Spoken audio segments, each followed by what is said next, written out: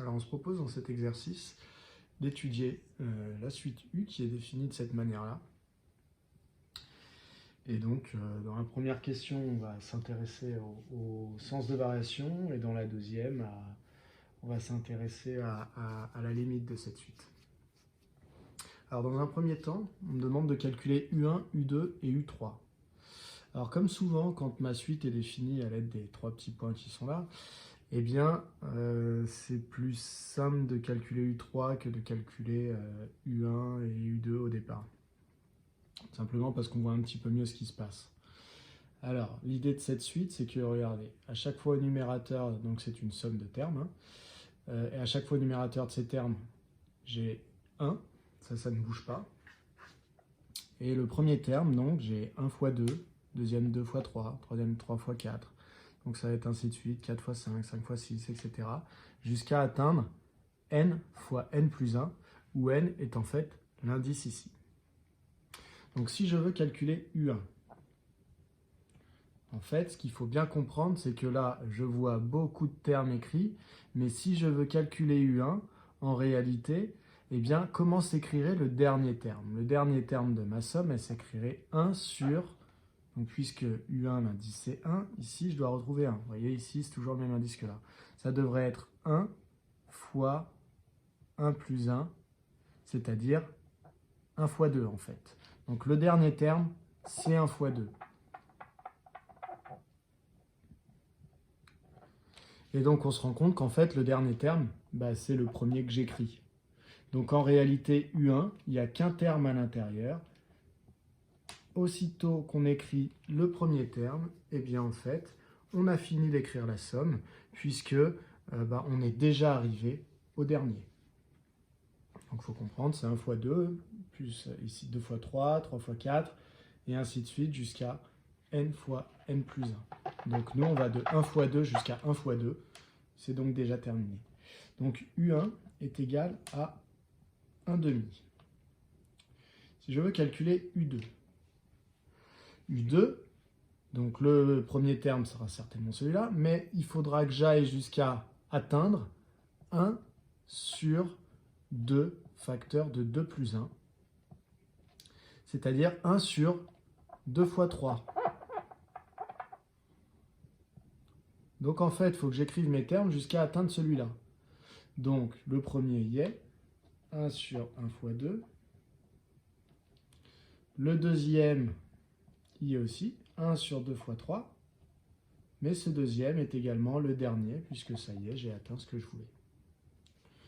Du coup, cela me donne 1 demi plus 1 sixième. Si je veux additionner ces deux fractions, il faut que je les mette au même dénominateur. Je vais donc multiplier numérateur et dénominateur par 3 ici dans le but d'obtenir des sixièmes. Ça me donne 3 sixièmes plus 1 sixième, c'est-à-dire 4 sixièmes, c'est-à-dire 2 tiers. Donc U1 vaut 1 demi, U2 vaut 2 tiers. On me demandait également U3.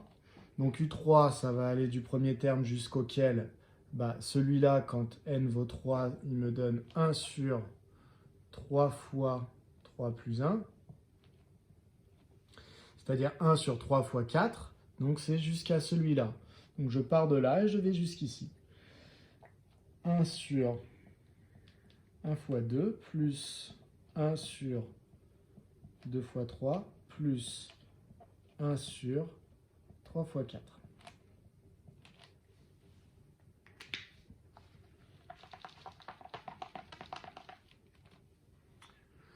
Donc, je fais mon calcul, ça donne. Alors là, je peux remarquer que, regardez, j'ai 1 sur 1 fois 2 et 1 sur 2 fois 3. J'avais déjà fait le calcul au-dessus. 1 sur 1 fois 2 plus 1 sur 2 fois 3. J'avais déjà fait le calcul et j'avais trouvé 2 tiers. Donc, je ne vais pas m'embêter. Lui plus lui, ça fait 2 tiers. Donc, il me reste juste à ajouter plus 1 sur 3 fois 4. 3 fois 4, 12. Donc, plus 1 sur 12. Pour les additionner, il faut que tout soit en douzième. Donc, il faut que je multiplie numérateur et dénominateur par 4 ici. Donc, ça fera 2 fois 4, 8. 8 douzièmes plus 1 douzième. On obtient donc 9 douzièmes, ce qui est égal à, je peux simplifier par 3 en haut et en bas. Donc ça me donne 3 sur 4, donc ça me donne 3 quarts. On me demandait de montrer que U était croissante. Alors déjà, je peux observer qu'effectivement, pour les 3 premiers termes, ça a l'air d'être rangé dans le bon ordre. U1, c'est 1,5, donc ça vaut 0,5. U2, c'est 2 tiers, donc c'est environ égal à 0,67. Donc on a augmenté de 0,5 à 0,67. Et ici, on a 3 quarts, c'est-à-dire 0,75, on a encore augmenté. Donc en tout cas, en observant les 3 premiers termes de ma suite, eh bien, elle semble croissante. Mais ça reste une conjecture. Donc maintenant, je vais le démontrer. Je vais le démontrer en regardant la chose suivante. Vous voyez, à chaque fois, pour passer d'un terme au suivant, eh bien, finalement, qu'est-ce qui se passe? Eh bien, à chaque fois, mon terme qui arrive, vous voyez, pour U2, c'était l'ancien terme à qui je rajoute un terme en plus. Pour U3, j'ai repris U2 et j'ai rajouté un dernier terme à ma somme. Donc en réalité, ça va fonctionner comme ça pour ma suite. Et donc ça va m'aider de savoir ça pour trouver le sens de variation. Alors, pour prouver que ma suite U est croissante, eh bien je vais calculer UN plus 1 moins UN. Donc pour tout n supérieur ou égal à 1, je vais calculer UN plus 1 moins UN. Ainsi, si je trouve un résultat positif, c'est que UN plus 1 est plus grand qu'UN. Et si je trouve un résultat qui est toujours négatif, c'est que UN est toujours plus grand que UN plus 1. Alors UN plus 1, c'est la somme qui est au-dessus. Fois 2 plus 1 sur 2 fois 3, plus ainsi de suite, jusqu'à 1 sur... Donc il y a celui-là. Mais on va jusqu'au cran d'après, puisque nous, on veut UN plus 1. Donc, à UN, je vais rajouter un dernier terme, qui est 1 sur N plus 1 fois N plus 1 plus 1. Ça, c'est UN plus 1. Et à ça, je vais retirer UN.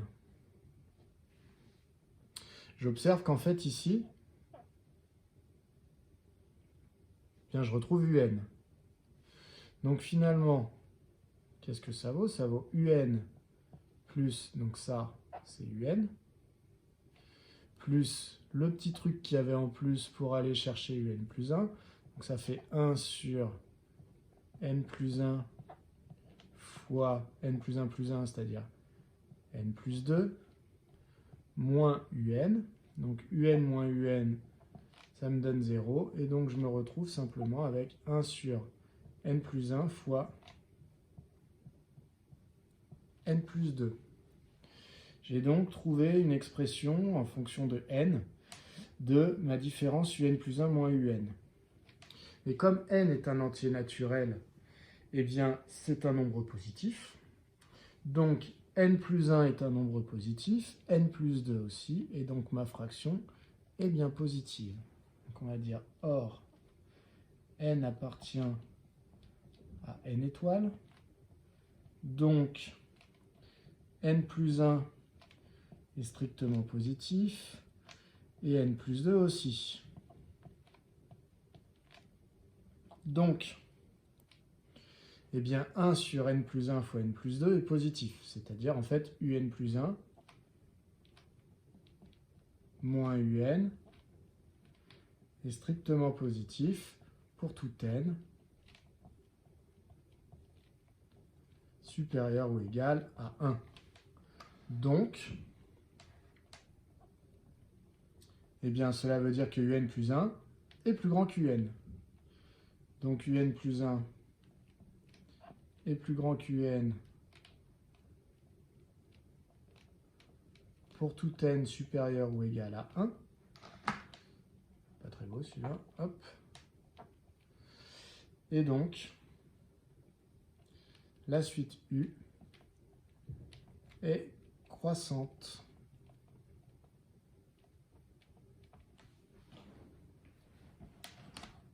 Hop. Voilà pour cette question. Donc on a trouvé le sens de variation de cette suite. Donc dans cette deuxième question, on me demande de démontrer la relation suivante. Donc qui a priori, on a l'impression qu'il n'y a pas grand-chose à voir avec la suite U. C'est un peu une question auxiliaire, mais qui va nous servir pour la suite de l'exercice. Donc de montrer que pour n'importe quel k supérieur ou égal à 1, donc k est un entier naturel, ici, bien 1 sur k plus 1 vaut 1 sur k moins 1 sur k plus 1. Donc ça, c'est juste de la transformation d'expression. Donc vous avez le choix, soit vous partez de cette expression et vous essayez de refabriquer celle-là, soit le contraire. En général, l'expérience prouve que c'est plus simple de mettre au même dénominateur que de retransformer une fraction en une soustraction de fraction. Donc je vais partir plutôt de ce membre et je vais essayer de trouver cette expression-là. Donc pour tout k supérieur ou égal à 1, je vais calculer 1 sur k moins 1 sur k plus 1. Je mets au même dénominateur. Alors bien sûr, il exclut de juste rajouter un là et un là. Ça, je le vois souvent. Donc mettre au même dénominateur, ici, je suis forcé, le dénominateur commun, de trouver comme dénominateur commun k fois k plus 1. Ce qui veut dire que la première fraction, je dois multiplier au numérateur et au dénominateur par k plus 1. Donc ça va faire 1 fois k plus 1 divisé par k fois k plus 1, moins, et la deuxième, je dois multiplier par k au numérateur et au dénominateur, donc 1 fois k, et k plus 1 fois k. Donc, maintenant que j'ai le même dénominateur pour mes deux fractions, je peux les réunir en une seule et même fraction. Et donc au numérateur, il me reste 1 fois k, k, 1 fois 1, 1, moins 1 fois k, k.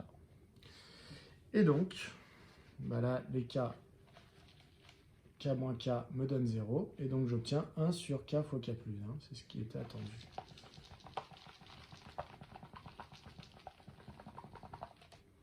Donc c'est égal à 1 sur k fois k plus 1. Donc voilà, on a prouvé que 1 sur k moins 1 sur k plus 1 est égal pour tout k supérieur ou égal à 1 à cette expression-là. On me demande ensuite d'en déduire une expression simple de un. Donc pour tout n supérieur ou égal à 1, que vaut un? Bien un, si on observe bien ici, on a 1 sur 1 fois 2. Donc en fait, c'est 1 sur k fois k plus 1 lorsque k vaut 1. Donc si je prends cette expression et que k vaut 1, ça me donne 1 sur 1 fois 1 plus 1, c'est-à-dire 2. Donc 1 sur 1 fois 2. Donc ça, c'est une expression de 1 sur k fois k plus 1. Or, on m'a dit juste avant que 1 sur k fois k plus 1 valait toujours 1 sur k moins 1 sur k plus 1.